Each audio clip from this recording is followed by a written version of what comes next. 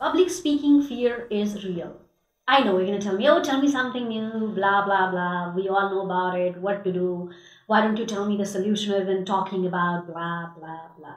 Well, if you had literally paid focus through that blah, blah, blah, you'd also get the answer that if something is real and something that we cannot change, what we really need to do is to acknowledge it and find the solution. How can we handle something that is happening within the chaos of public speaking?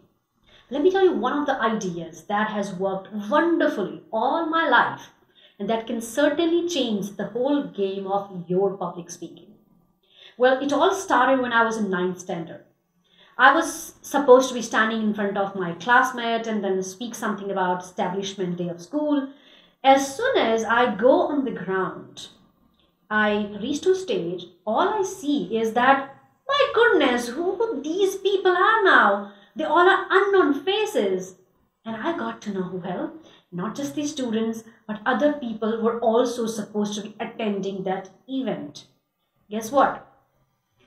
Yes, fear really gave me the stroke and I forgot what I really had to speak. I stood there dumbstruck for 60 seconds, which appeared to be like 16 minutes to me. And all I was, sort of craving at that point of time, why these all eyeballs are looking at me?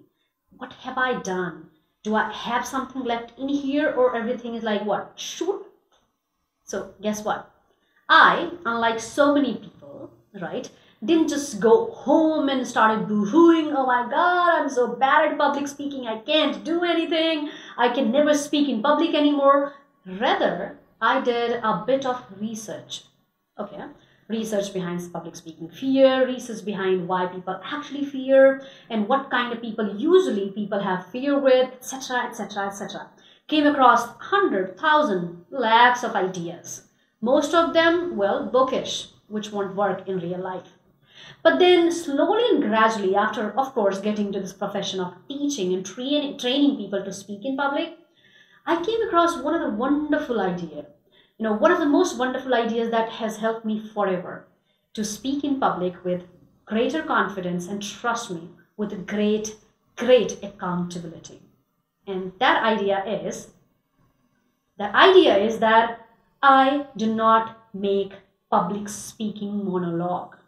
I actually have conversation. That's right.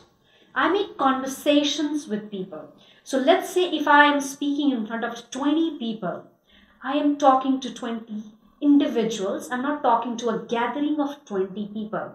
You might be thinking, oh, it's easier said than done. How is it even possible? Think about it. There are 20 people sitting in front of you. Well, wait a second. It is very much possible. All you have to do is, while you're preparing your content, while you're practicing it, all you have to do is to imagine that when I'm talking to the person in the left, I'm just making a two-way conversation. It's just exchange something that's happening and you take full accountability of it. Now you say, but that's not conversation. Guess what? I am not asking, they are not answering, I'm not saying they're asking. There's no exchange happening. Actually, exchange is happening, even if it is not in the words. Yeah. Communication is not about just the words that you utter. It is also about very much your body. It is also about the head nod. It is also about the smile exchange. It is also about those popped up eyes, right? So there is communication already happening between you and your audience. And if you take one person at a time, well, guess what? You're literally committed to the conversation that's happening. And 20 people aren't looking anymore at you because you're just looking at one individual, then one individual, then one individual, and find out the people who seem to be more interested in the audience. Maybe somebody sitting in left of the last, row or something, right? Find out few people in the audience whom you do think can have good conversation.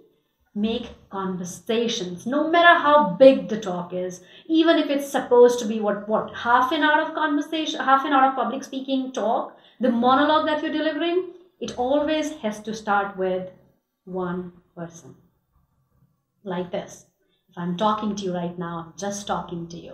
If I'm going to literally have 20 other people sitting here, I'm going to talk to this person. I'm not talking to you. And trust me, there's no problem in not looking at everybody. In fact, that way you are creating what?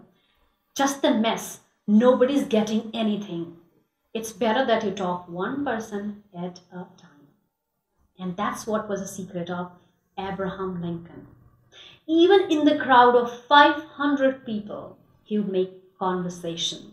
He would talk one person at a time, one person at a time. And I'm not saying he would end up talking to 500 people, but he would definitely move the mountain by making sure the conversation happened with at least 30, 40 people. That's what the public speaking is.